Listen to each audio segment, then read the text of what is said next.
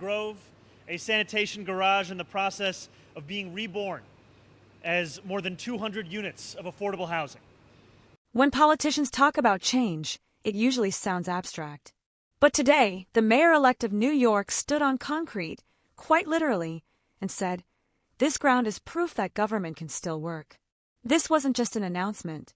It was a declaration of how this next administration wants to govern and who it claims it's governing for. That power does not arrive automatically.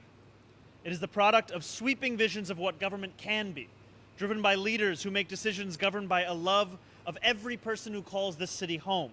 From the very start, Zohran Mamdani framed government power as something earned, not assumed. He spoke less about authority and more about responsibility. His language was deliberate.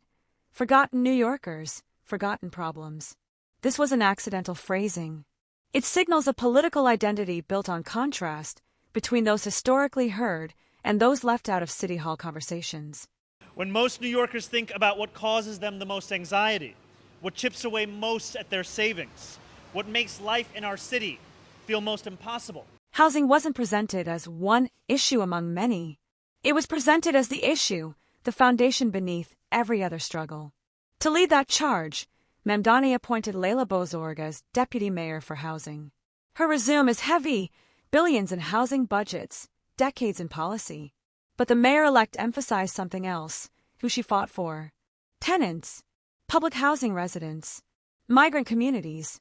This administration wants credibility not through credentials, but through alignment. I know it means something different to each person. For some, it speaks to high medical bills. For others, grocery costs. And for many young families, it's a reminder of the exorbitant cost of childcare. And yet, I know that for so many, the cost of housing is the number one issue that comes to mind. Bozorg reframed affordability as dignity. Not numbers, not charts, stability. She described housing as the difference between anguish and security, language rarely used in policy briefings. Her promise wasn't just more units. It was speed, scale, and breaking the myth that this is impossible. That is why I am thrilled to announce that Julie Su will serve as New York's inaugural deputy mayor. The creation of a brand new role, deputy mayor for economic justice, might be the most revealing move of all. Julie Su brings a background shaped by labor battles, wage theft cases, and worker protections. Her message was blunt: economic growth without justice is meaningless. And in New York, recovery has not been shared equally. Wage growth for the highest earners has outpaced that of the lowest paid workers by 3 to 1. Half of working age New Yorkers struggle to afford their basic needs. These weren't abstract statistics. They were indictments. 1 in 4 New Yorkers living in poverty.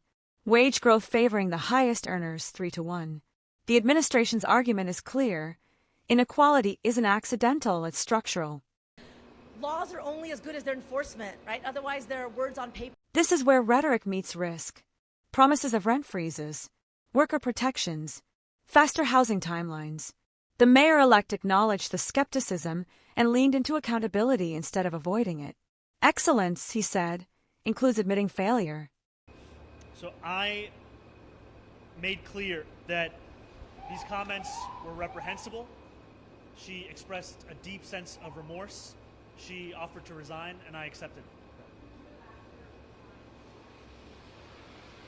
She offered to resign, and I accepted it.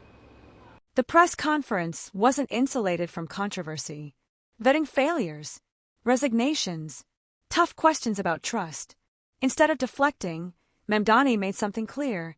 Standards apply internally, not just rhetorically. How many forgotten New Yorkers feel themselves now represented in City Hall? This administration is measuring success differently.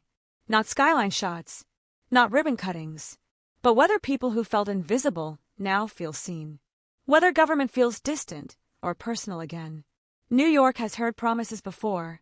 What remains to be seen is whether this vision survives the collision with reality. Because ambition is easy. Delivery is the test.